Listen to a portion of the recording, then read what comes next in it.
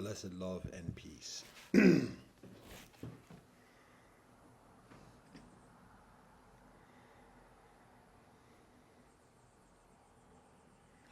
Bismillah ar-Rahman ar-Rahim. Allah Akbar. 道可道非常道，名可名非常名。Já Rastafari.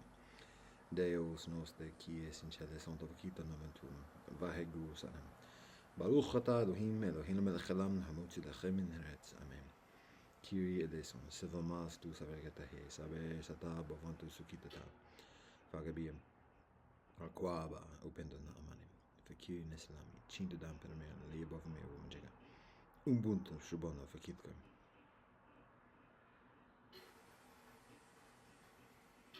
Session. Kamosenida. Domo arigato pedoma yelo wakantoka. Toka dokushin good. Go managan. God, we thank you for all that you bless us. Ata jamia yatafnami. Baru. Aho. Om shanti shanti shanti. Amen.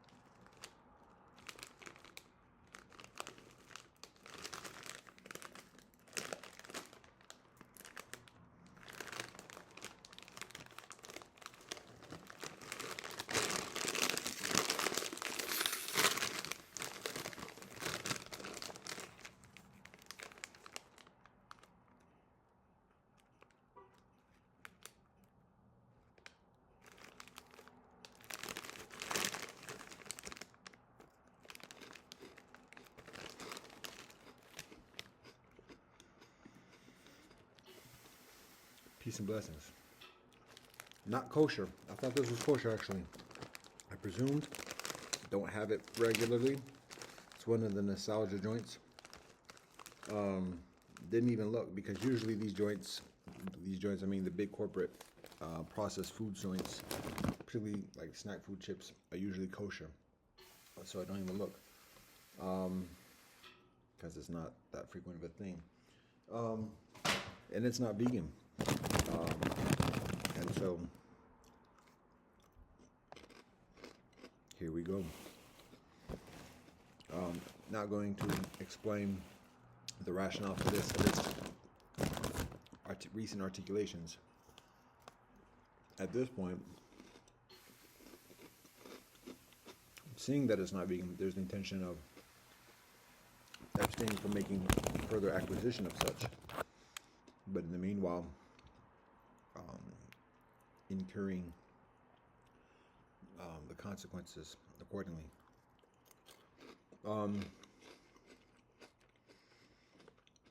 Follow up on joints I shared earlier today when it was dark, before the day begins.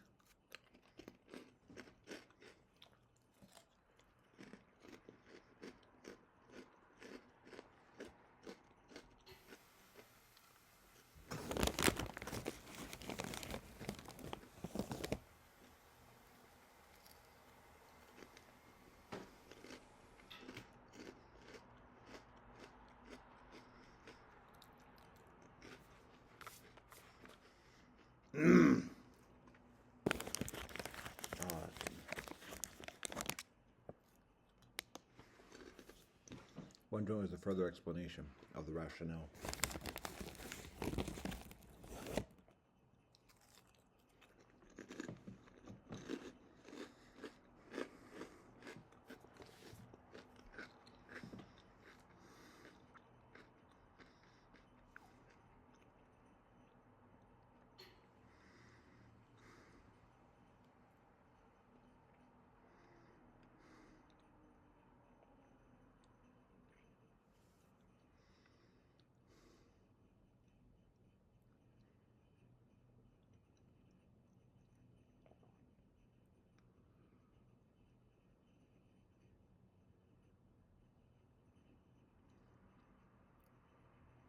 One of the recent topics was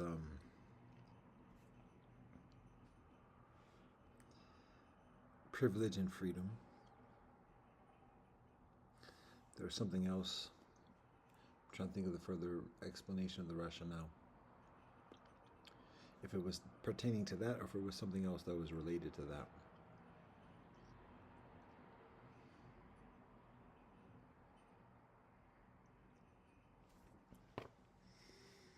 I may have to go back and listen to what I was saying before to remember the follow-up detail. I thought about recording it earlier today as I was continuing on with the day, but like, yo, get into the day.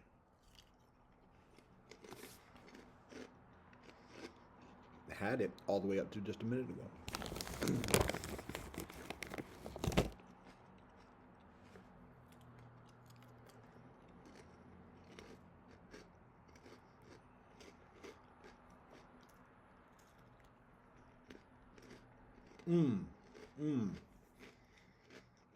Wow. Okay. This is exactly it. I remember now. Talking about the quintessential. Exactly. The quintessential dilemma. Why is that the quintessential dilemma? Talking about vegan pizza versus kosher pizza. And this is a moot point because this is not vegan and it's not kosher. So look at him. He's not no man of principle at all. He don't care about anything. Or perhaps there's even a greater principle. Relationship. Return. Garden.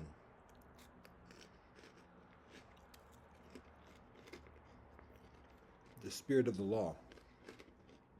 So maybe for the further explanation that I already intended, I can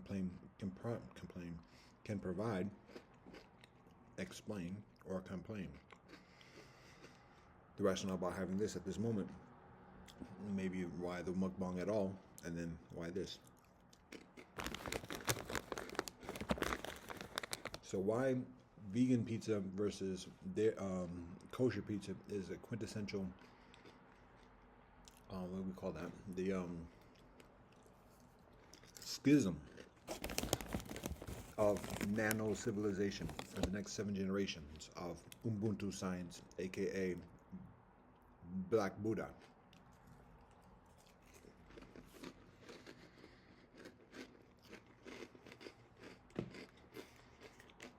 I think I might be just basically restating essentially what I was describing before, but in maybe different words. It's a matter of recognizing that world civilization is increasingly intrinsically multicultural. And in that multiculturalism, there is introduction and innovation built from the teachings, the practices, the rituals, the wisdom, the ignorances of other cultures. And so that purity of us versus them is gray.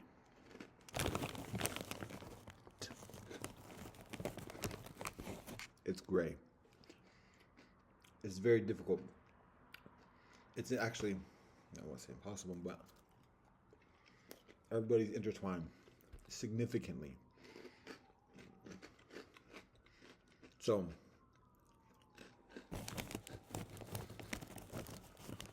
in every tradition, every person in one way or another feels or experiences.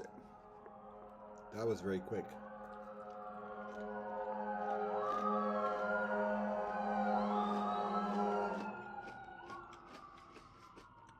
Every individual, in one way or another, at some point or another, experiences a dissatisfaction with one's own tradition, encounters a hypocritical teaching, a hypocritical practice, or otherwise. However,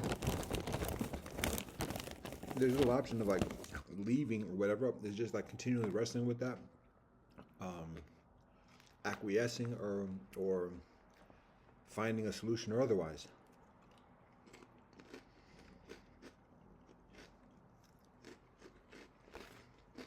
Some people do leave town, leave nation or whatever, and go migrate and become a member of another society.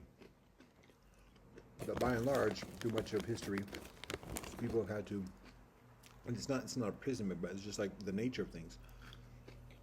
Just deal with whatever question or unresolved issue or disagreement one has with the tradition, a teaching, or whatever else. However, when there are other traditions in proximity and there's a viable option of migrating just next door or across the hall to an entire different lifestyle, that where one has yet to see the hypocrisies within that one, and it just seems so further like, got it. That's the challenge. And that's like what we are articulating in terms of the dairy, the vegan pizza versus the kosher pizza, because for those who have an awareness of this, even the most orthodox Jewish practitioners, vegan pizza, in many ways, can seem like the quintessential, like, idealistic methodology of, I won't say food, but like pizza.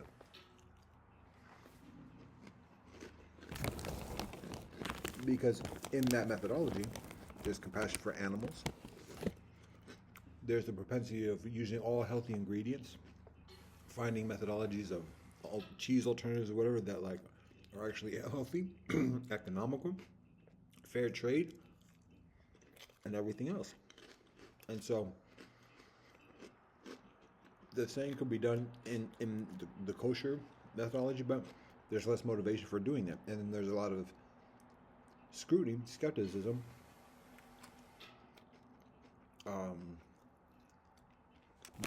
dissuading from going an extra mile, adding anything to what already exists as kashrut. So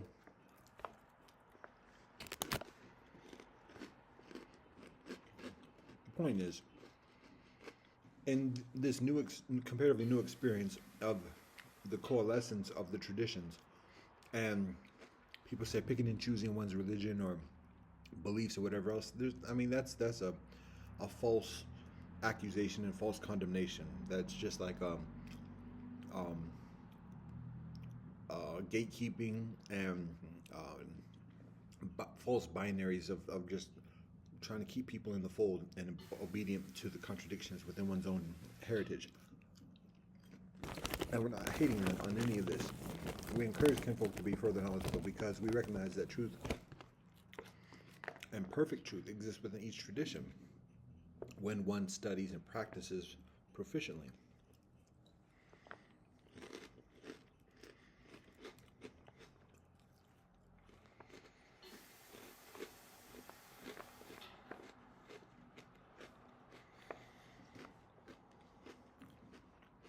So anyways, the point is, in this experience where people are increasingly exposed to different traditions, and then an amalgamation or like a confluence of the traditions and the different principles and the coalescence of the different principles or the different perspectives and positions of the different principles.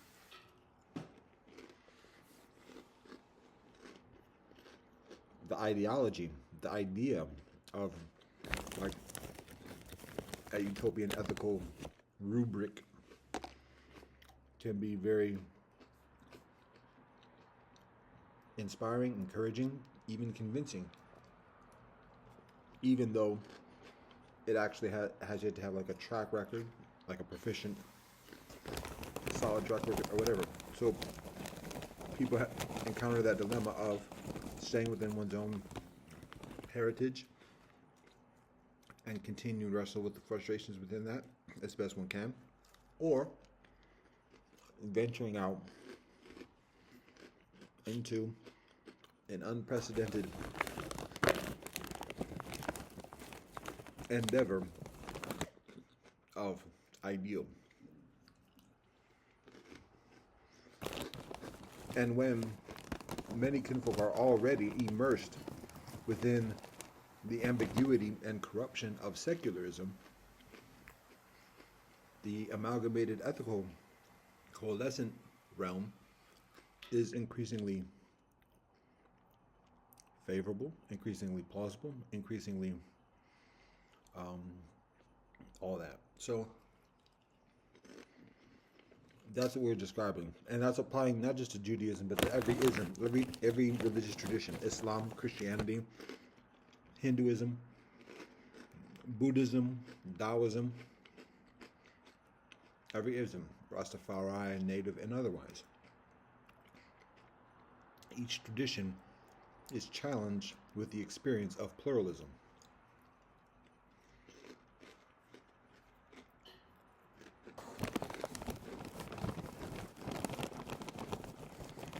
And it's not just a matter about dairy, but it's the comprehensive set of behavior and lifestyle, economics, self-defense, family relationship, the totality of life.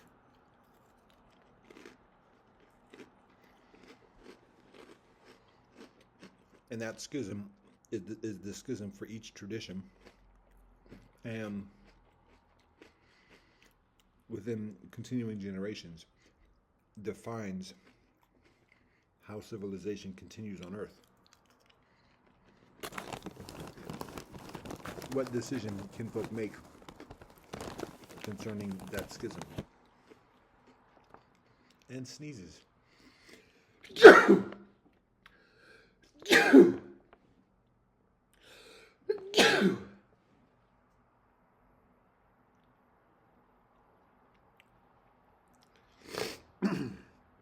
That was an old man series of sneezes because it was 3.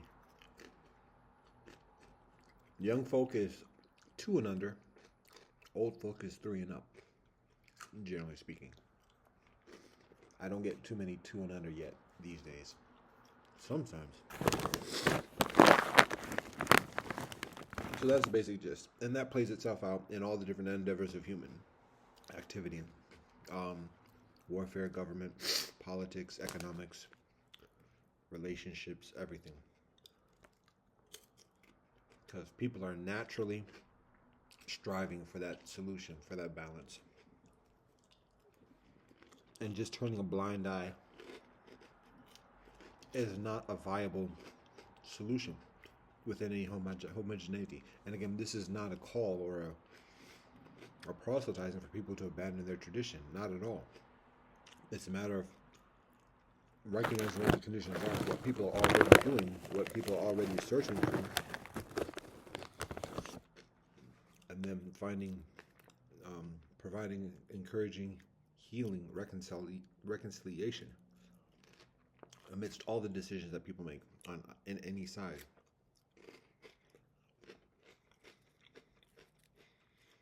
So, like I said, I might be restating what I said before, but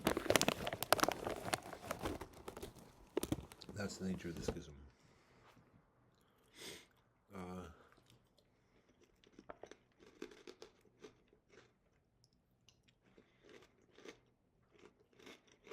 And again, much like the police and the teachers being the leader of the community solutions of the intentional municipalities, that schism is determined by ordinary people making genuine decisions. And then the governing entities structuring institutions and systems according to the flow and the waves of those decisions.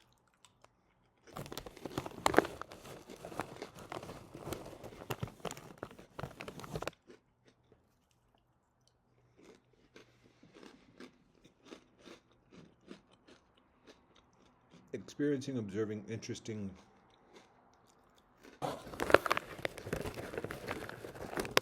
interaction with the world imperial system, recognizing an increasing proclivity and interest in genuine cooperation, so to speak. But at the same time, the continual susceptibility of sniffing and seeing what can be gotten away with.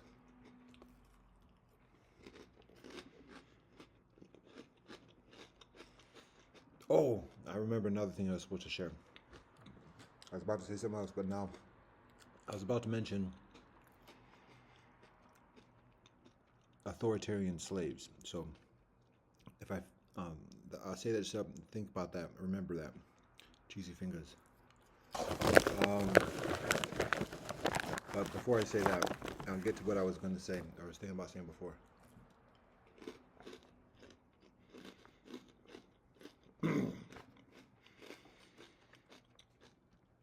One of the challenges that certain kinfolk have in dealing with conditions in life is that many kinfolk are without levels of how to deal with transgressions and aggressions. Because like I said, the hyenas, that hyena mentality is different from the wolf mentality. It can be similar, but the hyena mentality is different. Because wolves don't have lions. Wolves have bears, but wolves do not have lions. And the hyenas, the basic thing about hyenas, because there's just this air of hyenas having no honor. Whereas, and this is maybe the African influence, the lion does the same thing a hyena does. Hunts, kills, eats, defends territory, and otherwise procreates. Hyenas do all that, the same thing basically that lions do.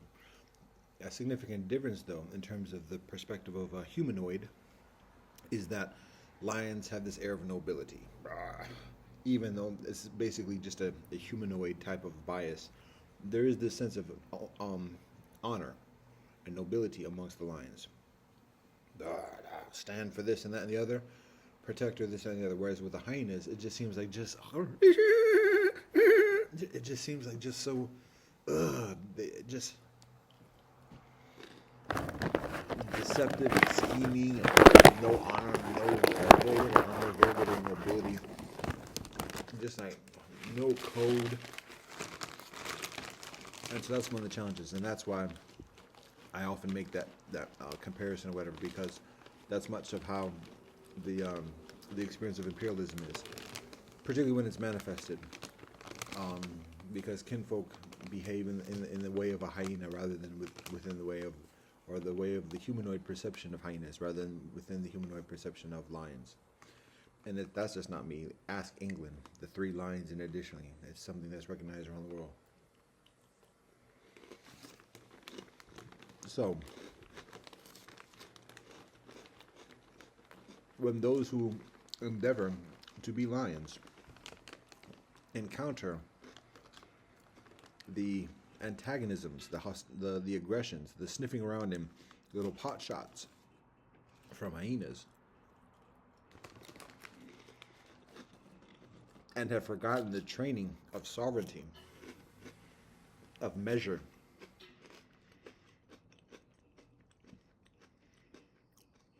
oftentimes kinfolk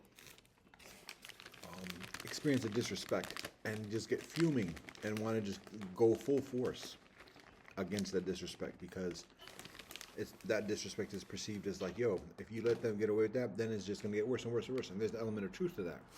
But at the same time, it's not a matter of just responding full force and annihilation just because somebody took a swipe or somebody just took a bite or whatever else. Measure, because it's a long haul. And it's a matter of being prudent in responsiveness. So it's not necessarily a matter of letting it get away, but recognizing like it don't got to be all out today and done with, because after all the energy is spent, there's the next day, and there are additional hyenas to deal with. So even when getting at the matriarch, there's no whole other clan of hyenas waiting to come into the territory and assume the competition.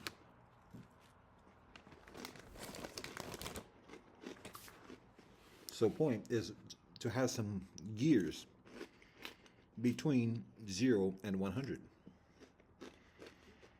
of how to respond to aggressions, disrespect, and everything. Because very often in human society, those little pot shots and sniffs are intended to get under the skin and get people angry, because when people are angry, people are not thinking as straight, and it's easier to manipulate people, provoke people, and lure people into traps that are predominantly and essentially self-inflicted.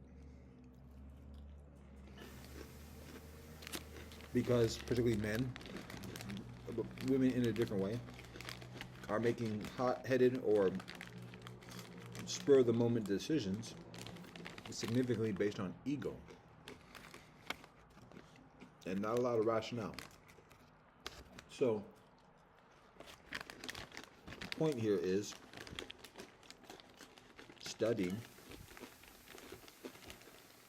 practicing some intermediate gears of responsiveness to the disrespect, to the challenges. Somebody corporation stealing money, cheating, sending a false invoice, somebody making a rude comment, talking derogatory, whatever it is, rather than just going all out, threatening death or whatever else, just to recoup some sense of self from that disrespect. Levels, gears. Now, that being said, and I know it's frustrating. I feel that way. Like somebody does something, it's like, yo, they did that on purpose. Oh, no, it's all no. And particularly they do it when kinfolk do it to somebody we love, that we protect. Again, there's that chief lion mentality, gears and levels. Learning, when being in the northern culture, learning the art of words. How about that? People talk about the art of war. Learn the art of words. Silence being the greatest technique. Sometimes we got to speak.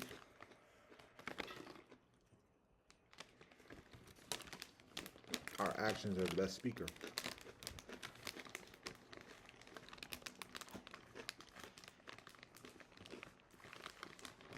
So, here's an example of the art of words. When there's like a mid-level, mid to high-level aggression that would otherwise elicit a response of either like a death threat in response to, yo, no, that's on my ... No, that's it. Or actually no words at all and just action to that effect. Here's I haven't used it. I can't speak firsthand experientially about this, but I share it as an option for those who have such a need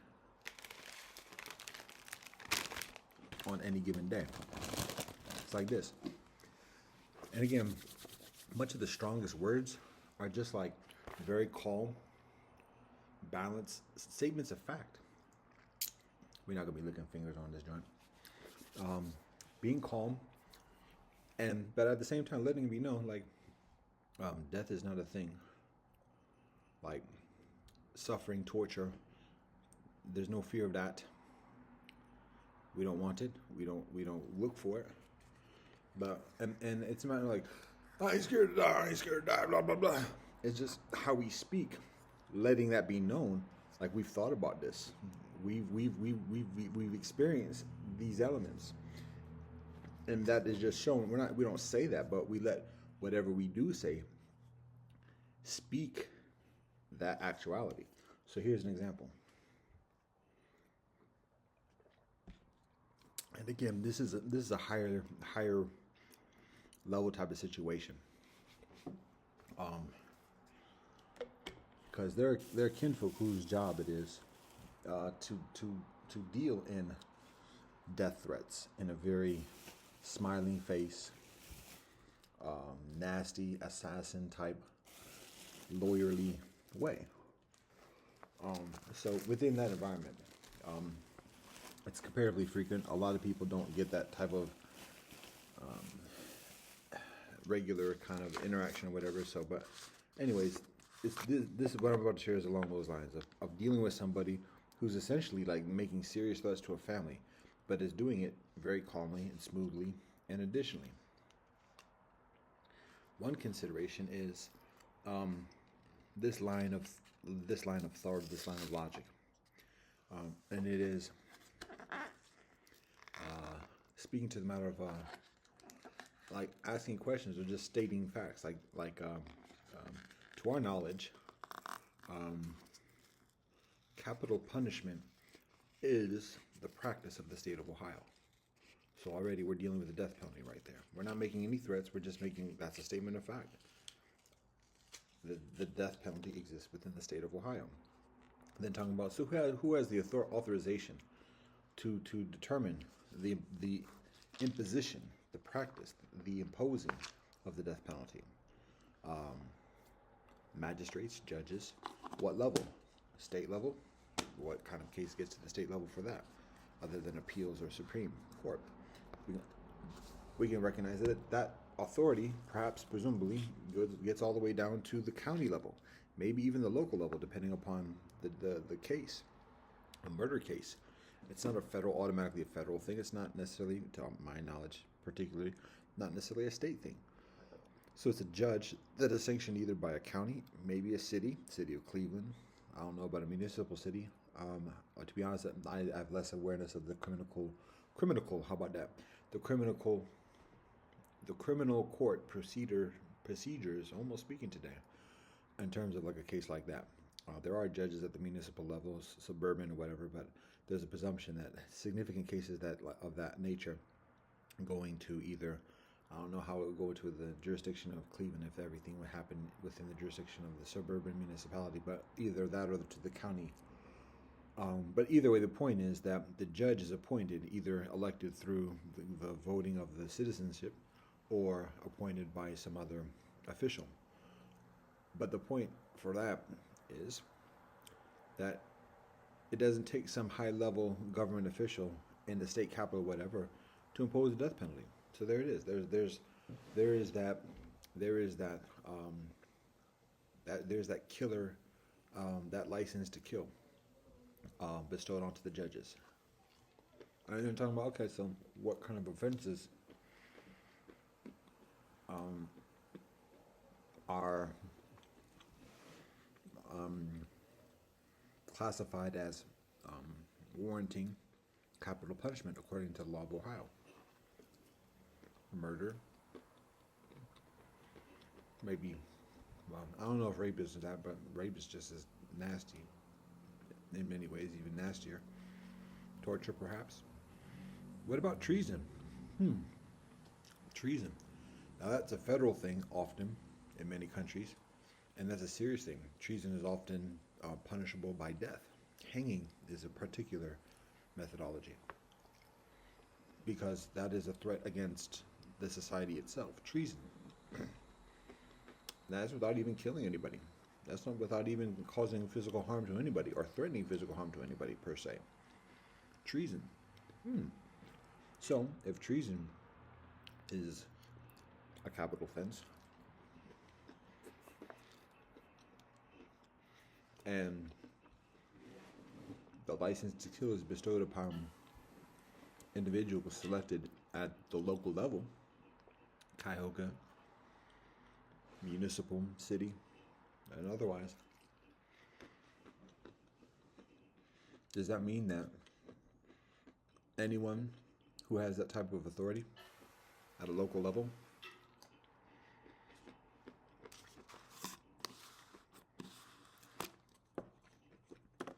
is bestowed with that authorization to impose death upon another simply for betraying whatever code that person lives by. So that's a very strong thing. But that was a question. Can't say it's facts. But it's a very relevant consideration, because along those lines, in the realm of freedom of religion, freedom from religion otherwise, there is an argument that any authority with any community being similarly bestowed with that type of discretion when experiencing a similar malfeasance from another. Now, when I articulate that, there's not the intention of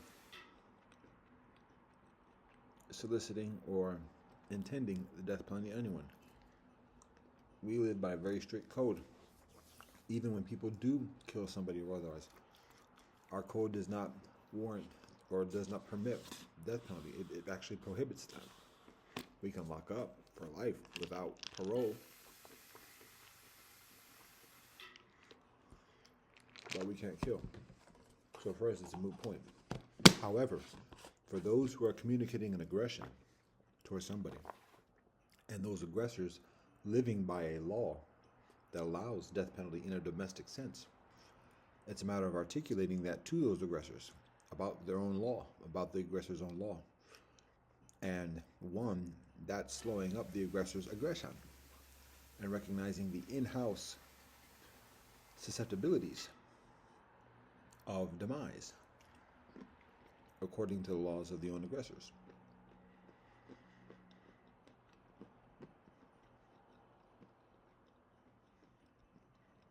The prospect, the propensity, even the plausibility of that process being manifested from a multitude of actors, such that whatever mathematics the aggressor figured in carrying out that initial aggression,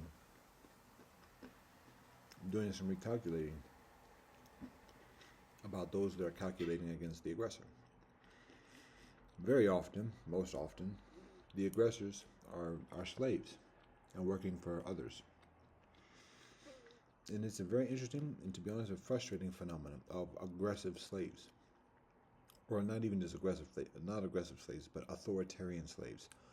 Slaves who presume an air of authority and speaking with authority when they're actually slaves and don't have authority.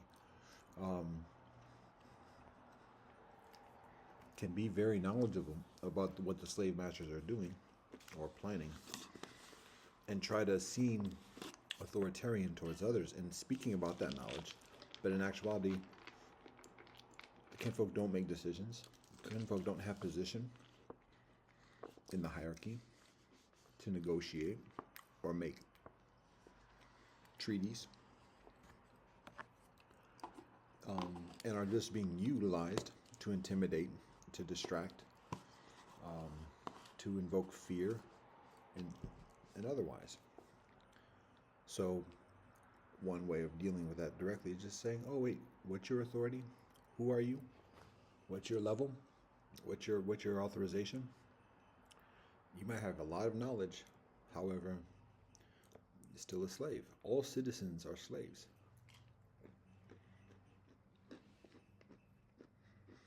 Citizens do not have the decision-making power.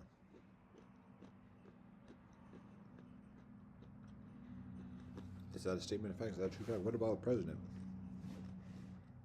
The president is a slave. Does the president have authorization?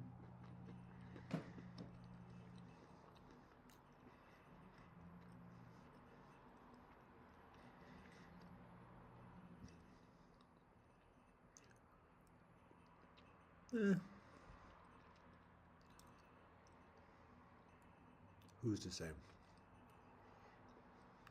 Decisions are made. Who makes those decisions? collectives,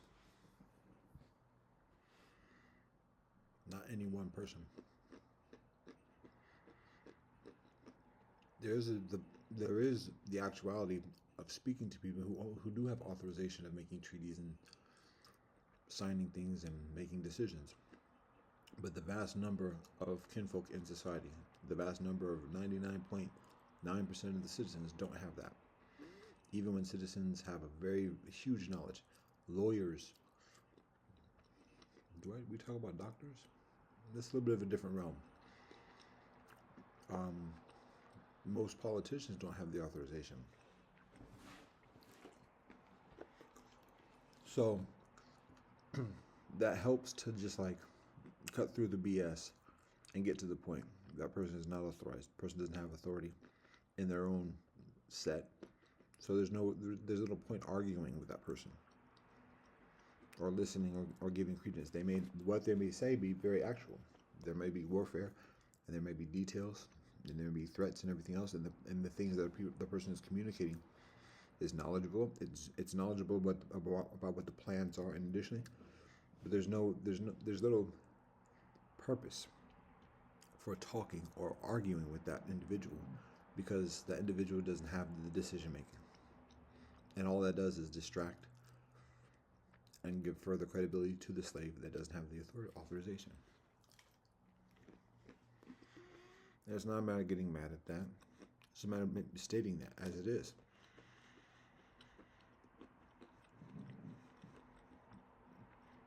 That should take a lot of the wind out of the sails of an aggressive authoritarian slave. Maybe not all the wind out, but significant. Because much of what the purpose of the authoritarian slave is to get attention, to cause fear and intimidation, and distract people away from proper solution. So there's that.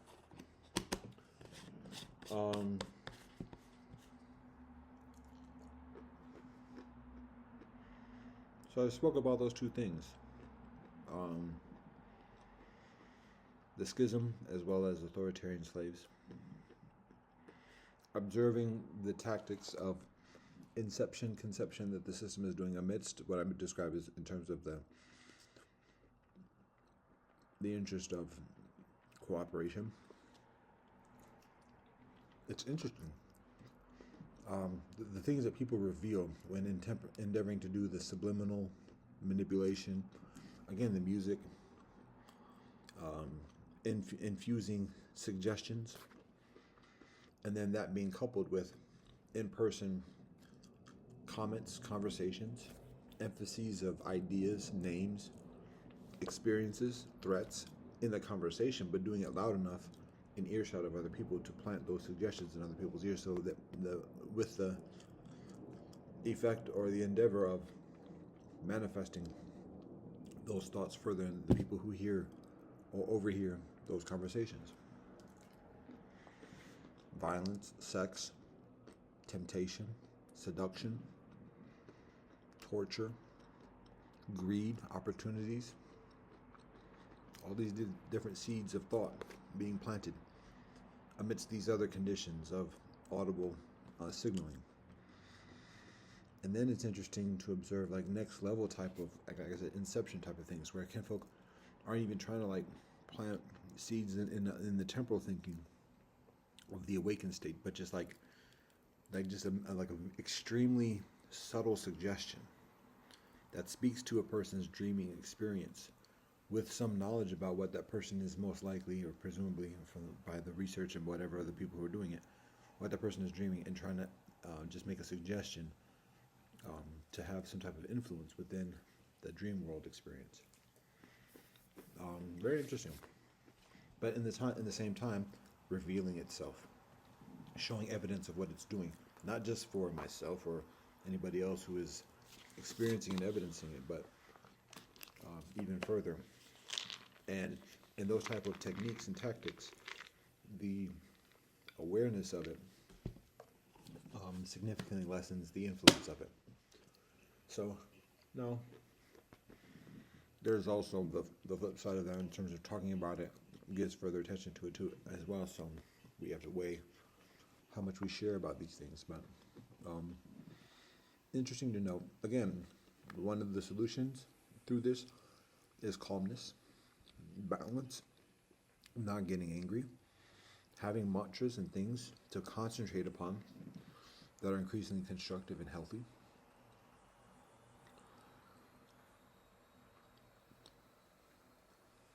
Recognizing everyone is suffering, even the slaves are trying to do the best as the slaves can.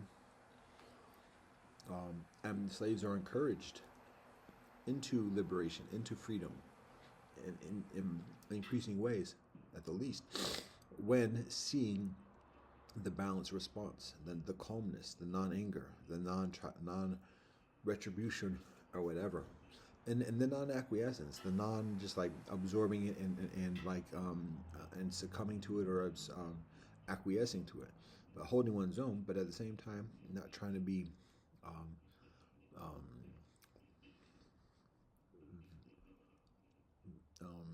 vigilante about it.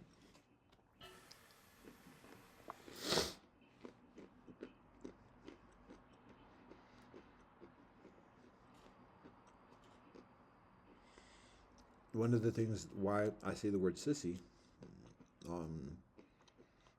first of all, I don't call people sissies. Cough, cough. I don't call people sissies. That's not a working word in my vocabulary. It's a slur. I don't call people drunks or otherwise. It's a derogatory term. I'm saying it now because I said it before, and I abstain from not saying it, and I explained somewhat why. But here's another simple rationale. LGBTQ are not victims at this point. LGBTQ are the system, are part of the hierarchy. Again, one flying flags at the city hall, that's not victims at that point. That's part of running teams. And so, sissies are not victims at this point. Sissies are running the show. So you can't claim that card any further. You. LGBTQ is unable to claim that card. Which is one of the reasons why LGBTQ continues, or at least into recent history, of attaching itself to the plight of others. It's a very powerful trope for the would-be authoritarian suffering.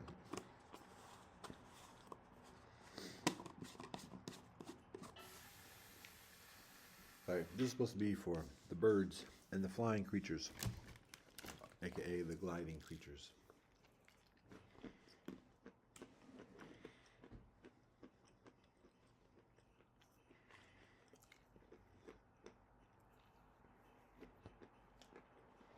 One of the words of the day, or one of the thoughts of the day, is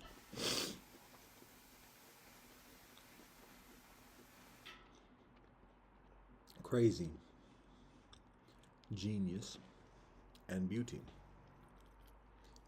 is in the eye of the beholder.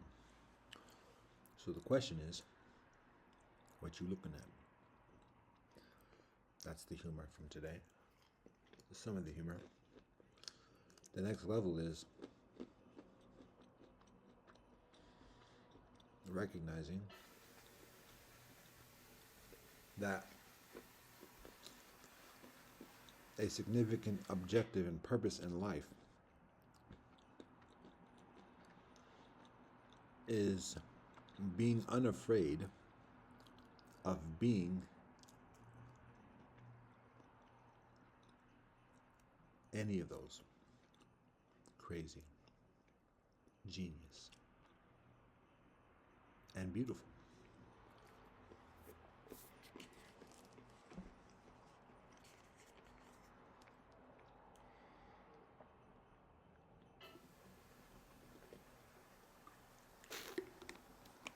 The courage to be any one of those is very distinct, and yet sublime, synonymous ultimately, because it's transcendence, it's indifference, compassionate indifference to the opinions and perceptions and biases and illusions of the earthly way, of the earthly experience. It's not superior. It's not better than. Transcendence is not greater than.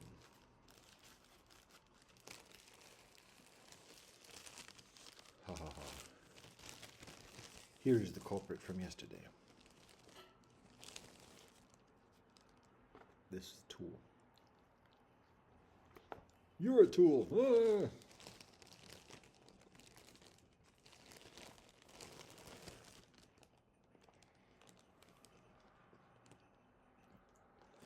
The desk here ain't much further neater than it was yesterday. We got something else to share. Oh.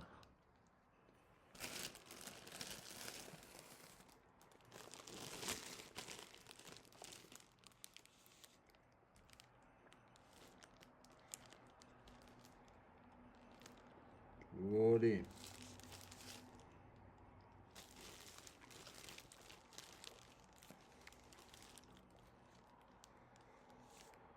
Wow.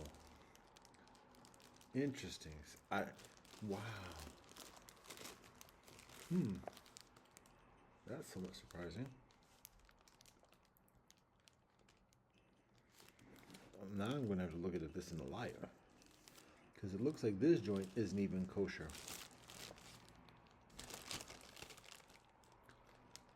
And we're going to have to make an adjustment with this joint now too. Wow. Like I said, I don't regularly purchase processed foods. It's when I'm in a state of ignorance to my own well-being, actually. You can take it how it is. Oh, no, that's not it. So it's when I'm in that zone, often late. This is not the worst of it, because the bread is not the worst health or nutrition thing. But so I'm already in a state of comparative indifference to my well-being. OD. Let's be careful of the concepts and words here, but that's the actuality. So that making decisions that are less mindful, and when I do that on these occasions, I don't look at the labels too tough, because I'm outside that mindset. Which is why usually through the years,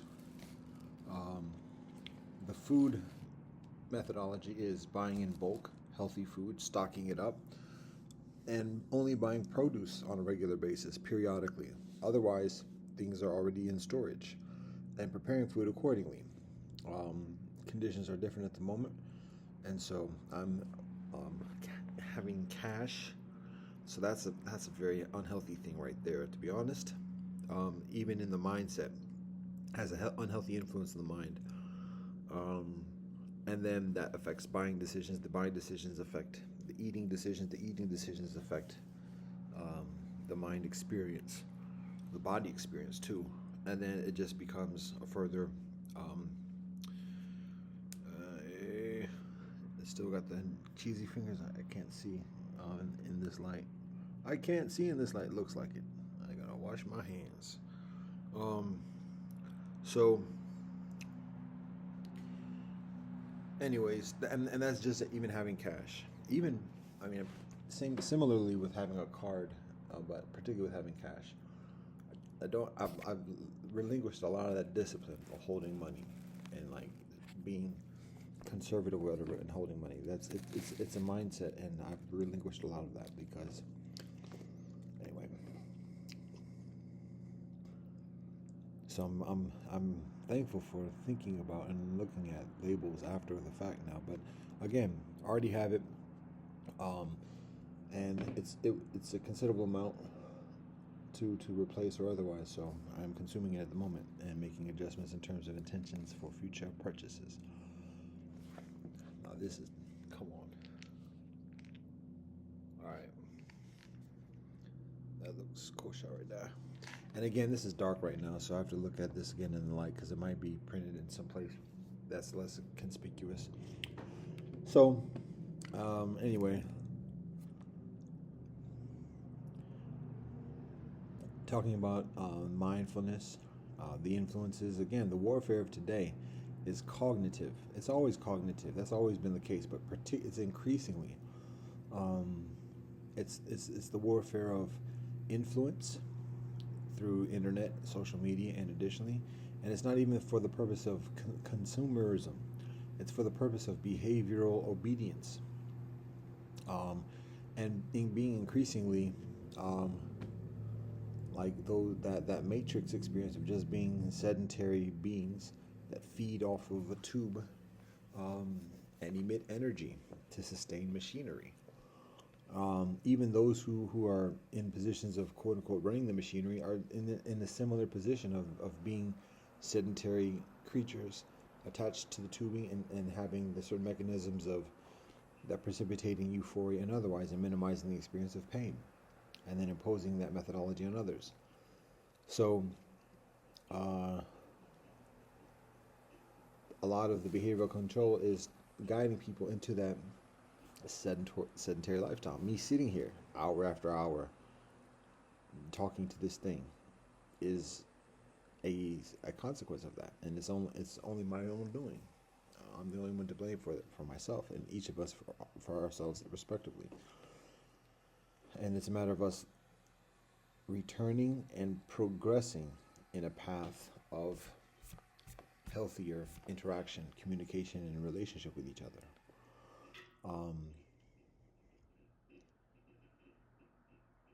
Navigating the fears and insecurities of competition and corruption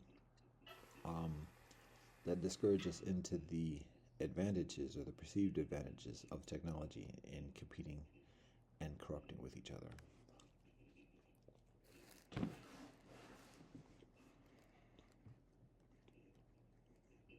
So mindfulness, that's the nature of the warfare at this moment. The influence, the discouragement, the unsettlingness, the stress, the pressure, guiding people to making decisions, and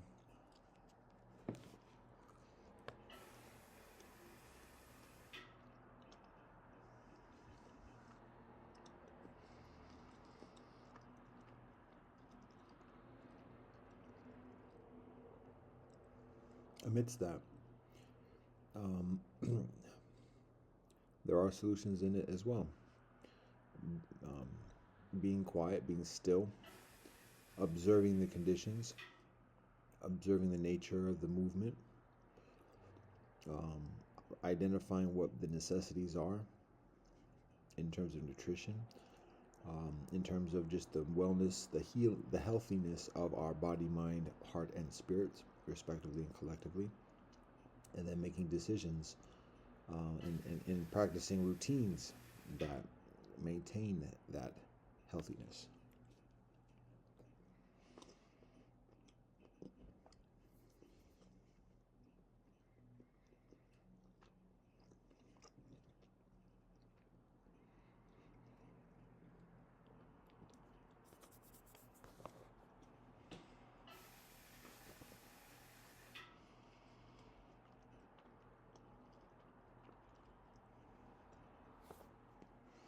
I'm trying to think what else. I should put some peanuts out for the flying squirrels. Because usually the flying squirrels visit at the early part of the night. It's been a minute since we had peanuts out there. So I'm going to pause 1 second to do that.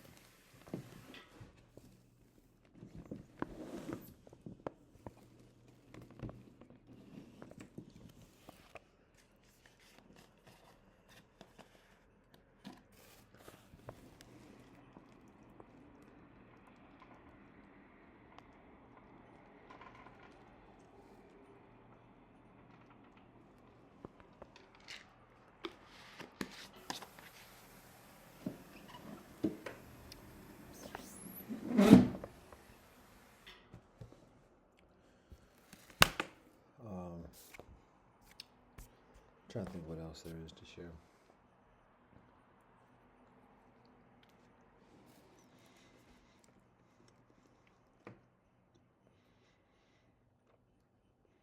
For the record, the beneficial sequence of consumption of food for a meal that has multiple sources of nutrition. Generally speaking, water is healthy. Drinking water first. That's what the Upanishads guides us in. Water to introduce elements into our system, to ease into the digestive process, and then after that, partaking of the substance of the meal. Greens are a healthy beginning to quell the appetite.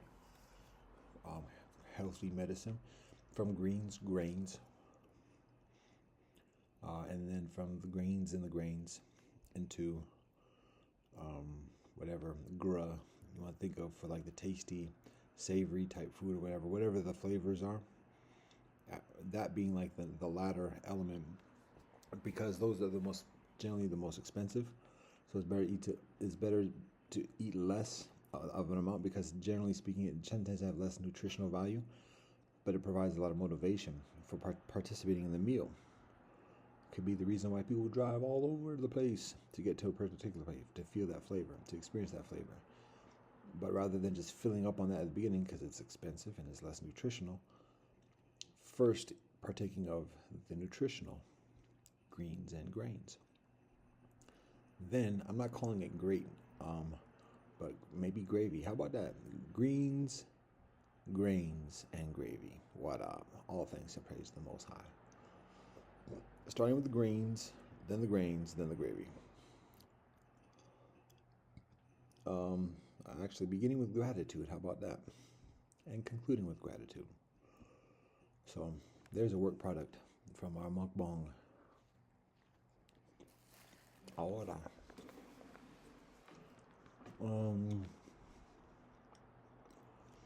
Relationship, women, marriage, sacred, holy. The nature of communication. It's such a veil. And sometimes it just seems so, the subtle and the sublime seems so obvious. The vibes, and additionally. And then in the midst of like speaking directly, face to face, person to person, it's like a swamp. It's like murkiness. Like, yo, all those vibes and clear thought of just like, yo, it's here. Then like, okay, hi, how you doing? Murky swamp.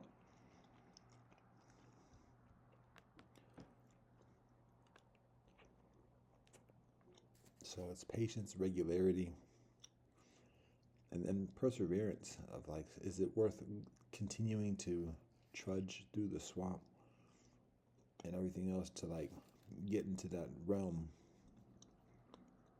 the actual realm of the vibrations. Recognizing that the whole process is significantly determined by our volition, by our own decisions, but actually, ultimately, it exists beyond our decisions, particularly relationship between man and woman. It's not something a man does by himself. It's not something a woman does by herself. Oh, damn.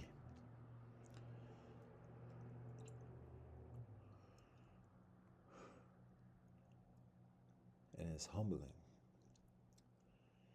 It's scary. Not just a matter of being oneself being hurt, but not wanting to hurt somebody else.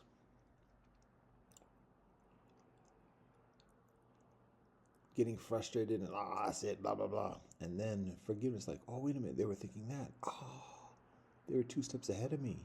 What? That's why it's beneficial to be patient and not to get mad, not to blame, and not try to punish.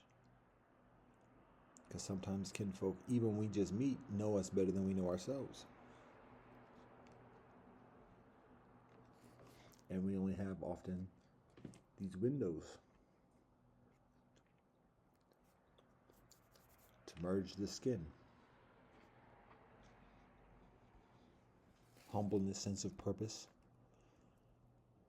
beyond ourselves, so that we're less reliant upon our ego. as a foundation of confidence and swagger.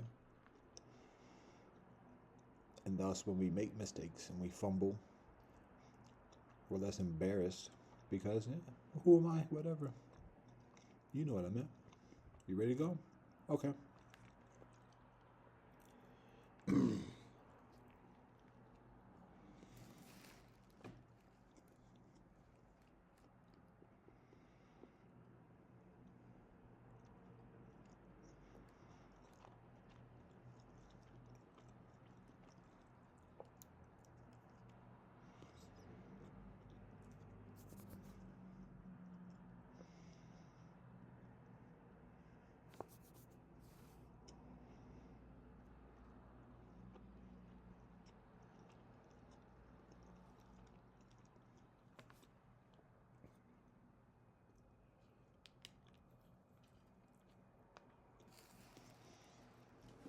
The snow is coming down now. It done got cold. The ground is colder. The air showed it today. It wasn't that cold during the day. It was maybe even raining. Slightly, maybe. It was wet. Maybe it was dry and wet. But it was comparatively warm. Overcast skies, cloudy, keeping in the heat in the lower level. However, by the time night falls, sun is on the other side. It's dark, temperature drops, clouds clear up, open up, all that heat dissipates, and now we feel that cold air. Hoodie, we see how cold the ground is, reminder. And now winds bring in moisture, clouds, and here comes the snow. The winds could be coming from the north, winds could be coming from the west. Winds can be coming from any direction. It's cold.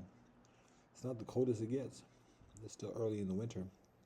Technically, it's still autumn, according to certain calendars. Let the snow tell it, though.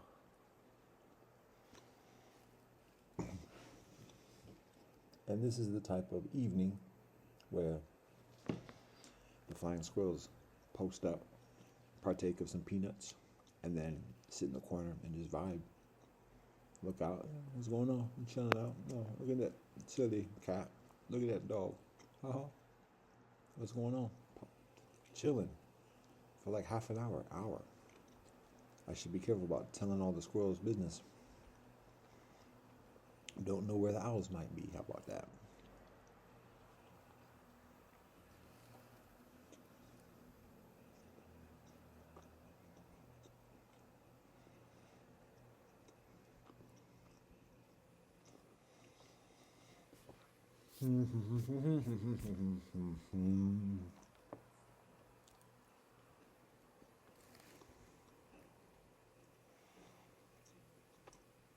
Anything else to share for the moment? An hour into this.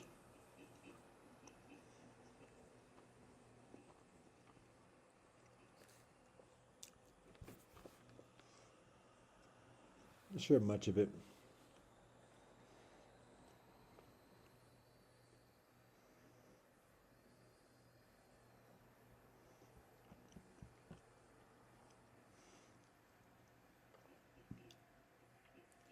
Peace and blessings to all. Love to all. Encouragement. The new one we're working on is Dawah. Dawah. Sometimes after doing the work, it's like people's words are comparatively inconsequential. That means we adhere, obey to them because there's truth beyond the words. But there's not sometimes, occasionally, there's not the frustration when people are very disrespectful in a very casual and calculated way. Or just am I wrong? Another suffering child of the Most High, working within approximations and soliciting patience.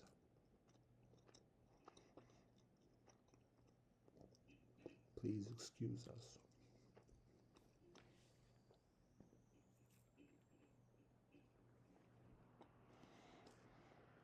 So with that, 1:30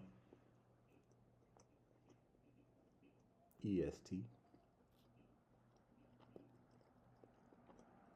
Actually, not EST. AST.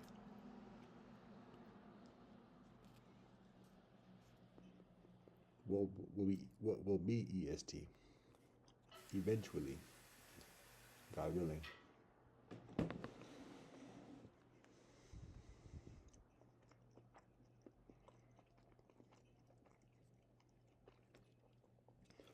I'm gonna keep grubbing for a little bit, so I'm gonna wrap up this mukbang. Maybe I'm working in reverse order today. How about that? I had the cheesy joints first, then some bread, and work the way to the broccoli from yesterday. Oh, broccoli. How about let's do some gorilla mode on the broccoli. How about that? Haven't washed it. That's gorilla. We gonna eat the chemicals and everything. It's for the mukbang.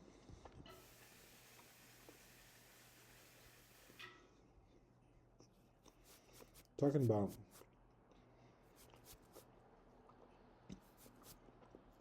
children,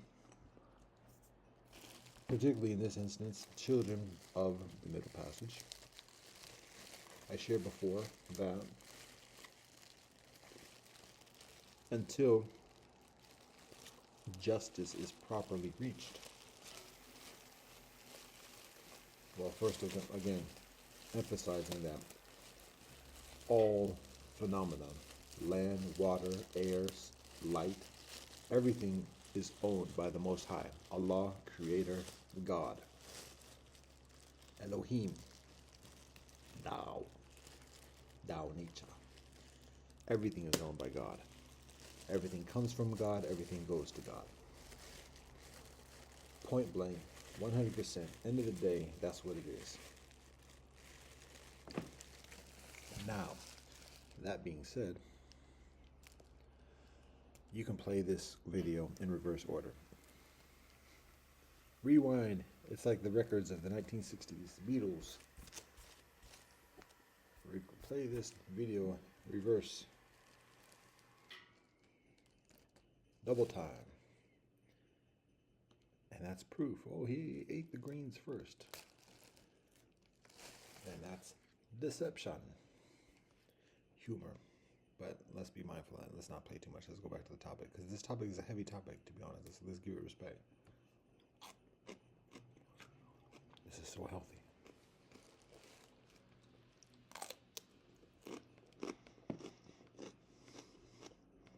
The energy, even just the vibration from the greens. I feel it.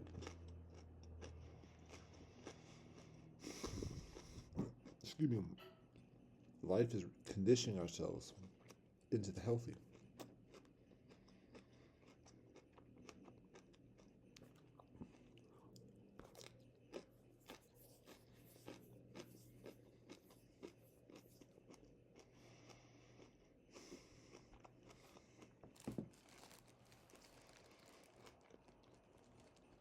I may taste a hint of the chemicals, to be honest. Might be a little bit of the day left over situation, unrefrigerated. However, the essence. Wow, we're getting this speech thing going on. That's the heaviness of truth. Truth.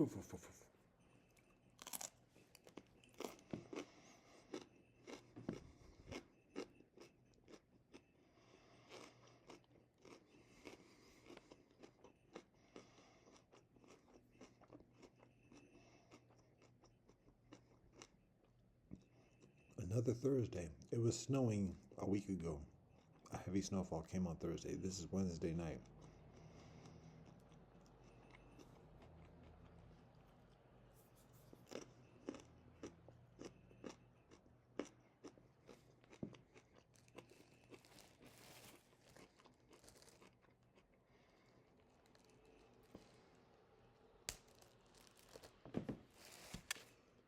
children of the Middle Passage. Again, all things belong to God. All things return to God. Now, that being said, in the context of world civilization, in this illusion of ownership of territory, land titles, and such property, this is what is articulated. Until justice is properly reached, the children of the Middle Passage own the Atlantic Ocean. Full stop, plain and simple.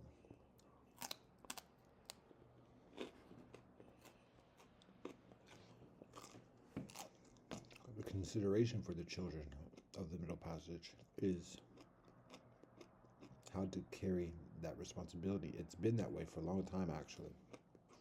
It's a matter of having the discipline and the knowledge, the discrimination, the prudence to carry that responsibility until justice is properly reached.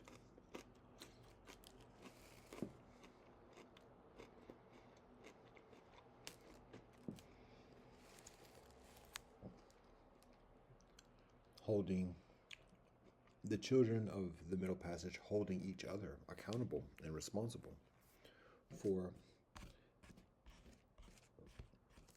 derelictions of duty, frivolousness, corruption, greed, hatred, and delusion.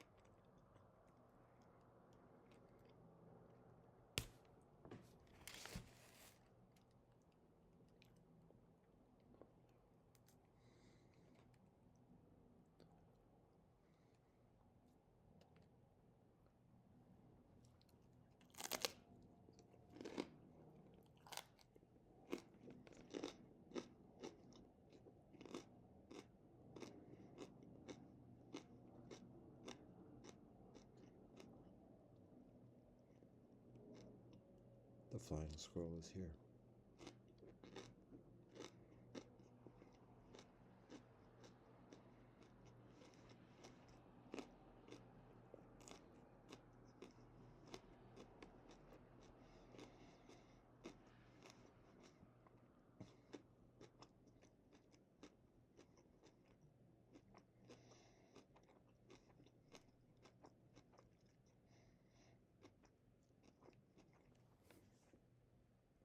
Trying to think what else there is to share at the moment.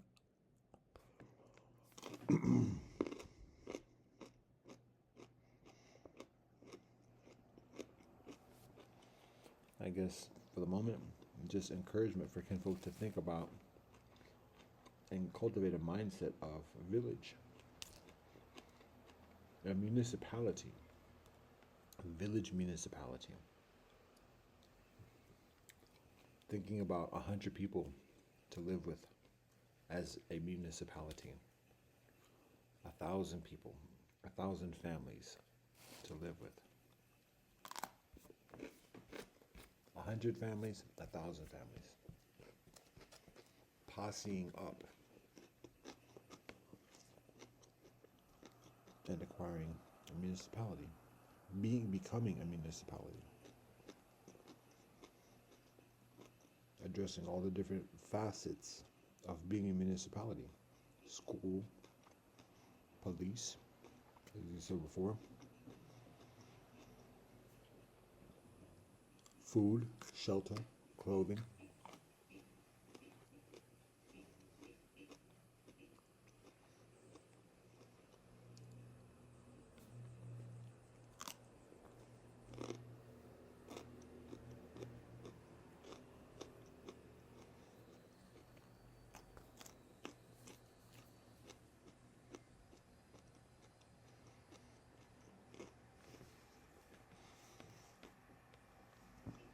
Alright, I'm not gonna like keep this just whatever. Um, that's what we got to share at the moment. So, again, we give all thanks and praise to the Most High Elohim. Amen. Blessed love and peace in Rastafari.